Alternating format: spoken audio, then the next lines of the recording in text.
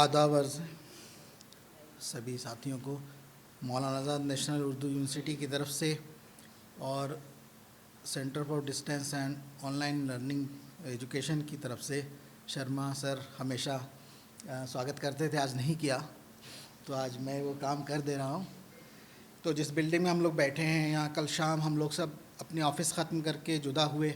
हमारी प्रोफेसर सहर साहबा जो हैदराबाद की हैं, तो वो हमेशा के लिए जुदा हो गई आज सुबह। आज शाम को हम सब लोगों को वहाँ जमा होना है, लेकिन यही जीवन है, यहाँ हम जीवन का आनंद ले रहे हैं कविताओं के संग। वो एक जीवन का सत्य है जहाँ हम जाएंगे। हमारे गुरुजी केदारनाथ सिंह जी को एक छात्र के तौर पर जब मैं था तो मैंने देखा, जब मैंने पढ़ाई की तो विभाग अध्यक्ष थे, वो डीन थे। लेकिन कई कविताओं में ये बात झलकी। मैं वो बताना चाहता हूँ कि वो अपने कमरे में, मैंने उनको 10 साल में 1993 से 2003 तक मैंने कभी नहीं देखा। आते जाते रहते होंगे बट बैठे हुए मैंने कभी नहीं देखा। ये कम समय नहीं होता है। हमेशा वो एक उन्होंने अपना एक दोस्त बना रखा था, प्रोफेसर असलम परवेज़, जो लाल किले के रिश्ते रखते थे और उनकी लाल किले से जुड़े हुए बहादुर शाह ज़फ़र के शायर और उस सिलसिले के शायर जो अभी तक जहन में लाल किला को लेकर के जीते थे, उनकी शायरी में डूबे रहते थे। और वो उन्होंने शायद 10 साल में एक आध बार कविता सुनाई होगी किसी सम्मेलन में। वो सुनाना पसंद नहीं करते थे, बोलना पसंद नहीं करते थे। वो जो भी बातचीत करते वो उसी एक प्रोफेसर से, उर्दू के एक प्रोफेसर से बात करते थे। उन्हें बोलते हुए सुनने के लिए हमें उनकी कक्षाओं में जाना पड़ता था। वो सौंदर्य शास्त्र और नई कविता पढ़ाते थे। हम लोग उर्दू के होने के बावजूद पीछे बैठ जाते थे और उनको बोलते हुए सुनते थे। और जब वो खामोश होते थे तो उन पर एक मासूम अबोध बालक की जो मुस्कान होती है, जो सबने देखी होगी, हमेशा खेलती रहती थी।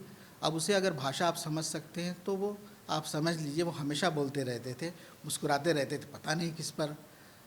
और वो बहुत छोटी बातों पर बहुत ज़्यादा गौर करते थे। मान लिया हम लोग गैस लाइटर के दौर के हैं, लेकिन उनके हाथ में अगर उनके दोस्त ने सिगरेट सुलगाई और माचिस की तीली हाथ में आ गई, तो माचिस की तीली को देखकर वो उसकी लकड़ी से दरख्त से जंगल में पहुंच जाते थे।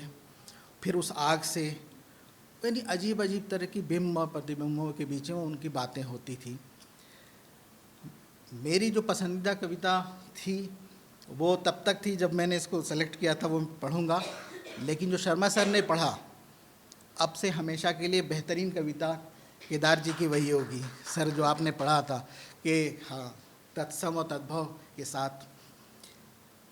तो कविता है धीरे धीरे हम, धीरे धीरे पत्ती, धीरे धीरे फूल, धीरे धीरे ईश्वर, धीरे धीरे धूल, धीरे धीरे लोग, धीरे धीरे बाग, धीरे धीरे भूसी, धीरे धीरे आग, धीरे धीरे मैं, धीरे धीरे तुम, धीरे धीरे वे, धीरे धीरे हम। दूसरी और अंतिम कविता है जो मैं पढ़ने वाला हूँ। उम्मीद नहीं छोड़ती कविताएं, ज़रा हवा चलती है, कहीं एक पत्ता पट से गिरता है ज़मीन पर और एक छपती हुई कविता अपने टाइप और फर्मे से छिटक कर हो जाती है अलग। एक अच्छी कविता तरस खाने लगती है अपने अच्छे होने पर। एक महान कविता उबने लगती है अपनी स्फटिक गरिमा के अंदर।